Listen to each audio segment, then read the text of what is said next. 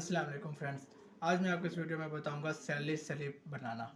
Excel पर हम salary slip कैसे बना सकते हैं। जी दोस्तों, अगर आपको किसी कंपनी में जॉब मिल गई है तो अगर आप उनको इंटरव्यू के तौर पे अगर वो आपसे सवाल पूछें कि आपको सैलरी स्लिप बनानी आती है तो आपका जवाब हो हाँ जी। तो आपको दोस्तों मैं आज इस वीडियो में एक्सेल पर सैलरी स्लिप बनाना सिखाऊंगा, कैसे बनाई जाती है, सब कुछ मुकम्मल तरीका आज इस वीडियो में मैं आपको बताऊंगा।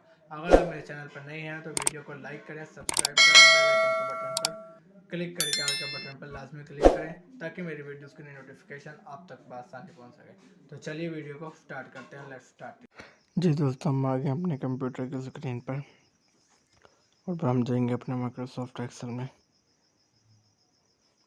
जी दोस्तों, आज मैं आपको इस वीडियो में बताऊंगा कि हम सैलरी स्लिप कैसे बना सकते हैं। जी दोस्तों, अगर आप एक कंपनी में आपको जॉब मिल जाती है तो अगर आप उसको वहाँ पर आपको कहा जाए कि एक सैलरी स्लिप का फॉर्मेट बनाओ एक्सेल पर, तो वो आप कैसे बनाओगे तो वो मैं आपको बताऊंगा। सबसे पहले आपने उसको मर्ज कर देना है और सैलरी स्लिप बनाने के लिए सबसे पहले आप अपनी कंपनी का नाम लिखना है। तो जैसे कि मैं यहाँ पे लिख रहा हूँ हमजा कॉस्मेटिक्स PVT LTD। ठीक है दोस्तों, सबसे पहले आपकी कंपनी का नाम आ गया। उसके बाद यहाँ पे हम सबको लाता मर्ज करने के लिए यहाँ पे हम लिखेंगे और शुजाबाद, यानी कि नीचे उस कंपनी का जो भी एड्रेस होगा वो यहाँ पर आप कंपनी का एड्रेस भी लिख देंगे साथ। ठीक है दोस्तों, उसके बाद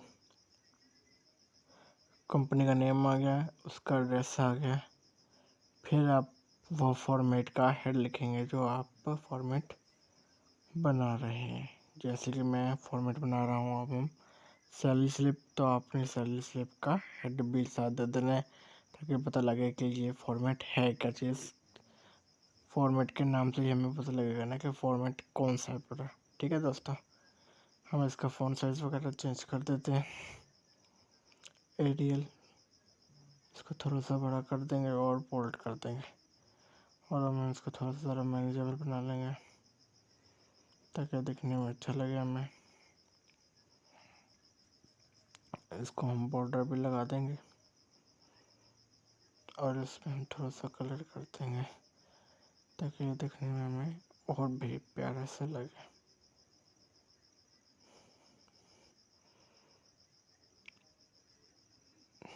ये चीज़ देख रहे हैं दोस्तों, ये हमारे बॉर्डर लग गए। इस तरह हमारे बॉर्डर लग गए। अब देखें दोस्तों कितना मैनेजेबल ये नज़र आ रहा है। यहाँ पे अपने सबको सेट करके एक और थिक आउटसाइड बॉर्डर बना लेना है। यहाँ से हम देख लेंगे कि हमारे एक पेज पर मुकम्मल आ रहा है कि नहीं आ रहा। ये दोस्तों देखें हमारे एक पेज पर मुकम्मल नहीं आ रहा, तो हम पहले उसकी प्रिंट प्रीव्यू सेटिंग करेंगे ताकि हमारा जो प्रिंट लें तो उसकी सेटिंग अच्छे से हो। तो हम इसकी सेटिंग अच्छे से कर लेंगे। वो हम कैसे करेंगे, यहाँ पे जब मैंने एंटर पे किया, यहाँ पे ये जो ब्लू लाइन आ रही है उसको आप साइड पे करेंगे तो ये देखें दोस्तों, ये अब हमने एक ही पेज पर इस स्लिप को हमने मैनेज कर लिया है। तो जब भी हम इसका प्रिंट प्रीव्यू लेंगे तो इसका एक ही पेज पर हमारा प्रिंट प्रीव्यू आसानी से आ जाएगा। ठीक है दोस्तों। उसके बाद हम आगे चलते हैं। हम यहाँ पे पहले लिखेंगे एम्प्लॉय का नेम। ठीक है दोस्तों, फिर उसके बाद यहाँ पे एम्प्लॉय का फादर नेम। ओके, उसको हम थोड़ा सा बड़ा कर लेंगे यहाँ पे ताकि मैनेजेबल लगे थोड़ा सा। यहाँ पे हम आगे लिखेंगे एम्प्लॉय पोस्ट।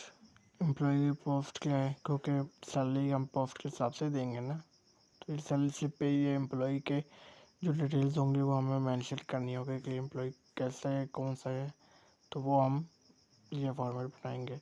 उसके बाद एम्प्लॉय का कॉन्टैक्ट नंबर डन हो गया। इसको हम एम्प्लॉय नेम ही कर देते हैं, एम्प्लॉय फादर नेम। ठीक है दोस्तों,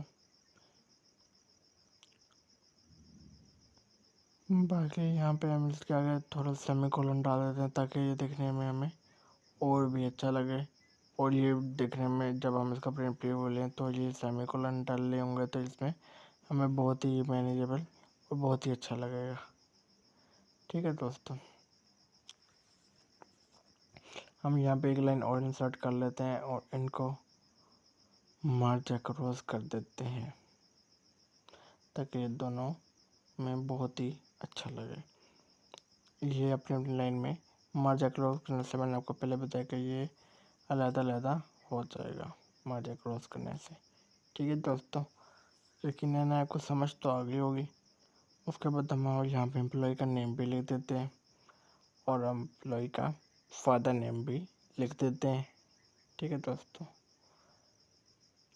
एम्प्लॉय की पोस्ट भी हम यहाँ पे लिख देते हैं। मैं आपको एक मुकम्मल फॉर्मेट बना के दिखाऊंगा ताकि आपको मुश्किल ना हो और आप आसानी से कर सकें। इसको भी हम मर्ज क्रॉस कर लेंगे ताकि ये अपनी ही उस लाइन में वो हो जाए सब कुछ। ठीक है दोस्तों, अब यहाँ पे हम एम्प्लॉय की पोस्ट लिख लेते हैं। मैं स्क्रीन की पोस्ट फर्स्ट करें लिख देता हूँ यहाँ पे सोल कंप्यूटर ऑपरेटर की पोस्ट यहाँ पे लिख देता हूँ मैं इनकी।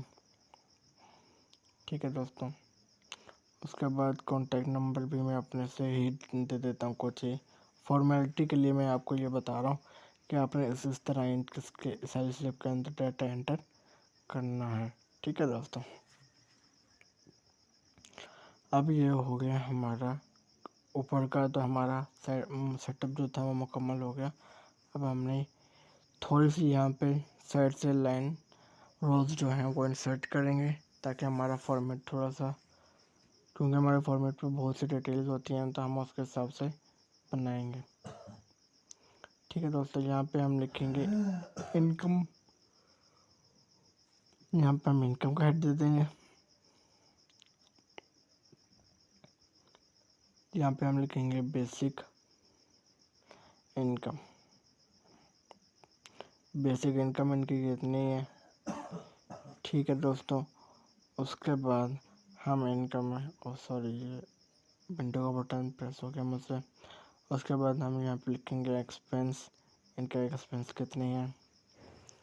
ठीक है, यहाँ पे हम हेड दे देंगे अपना डिडक्शन का।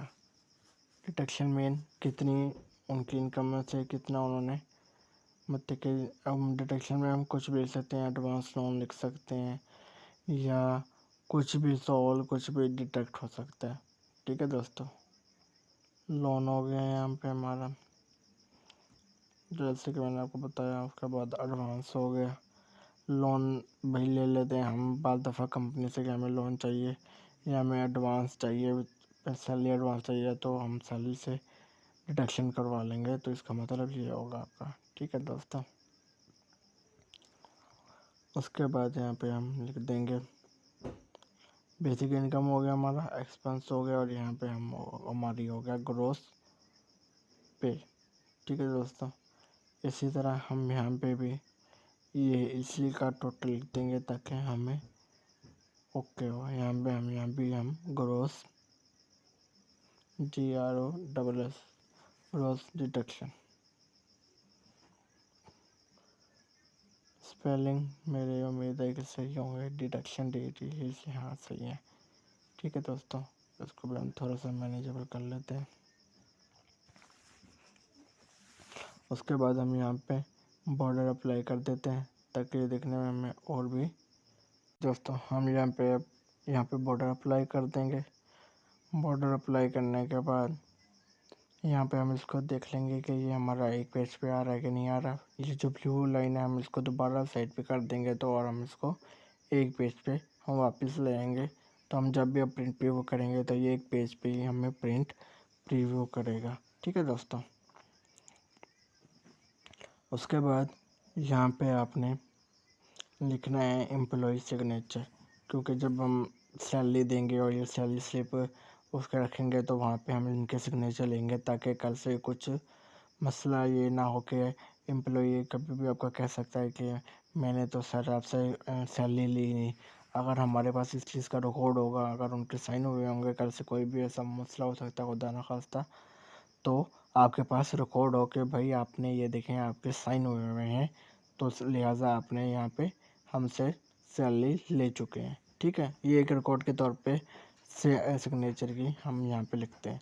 तो हम एक साइड पे लिख देते हैं एम्प्लॉय सिग्नेचर और एक साइड पे हम लिख देते हैं ऑनर सिग्नेचर।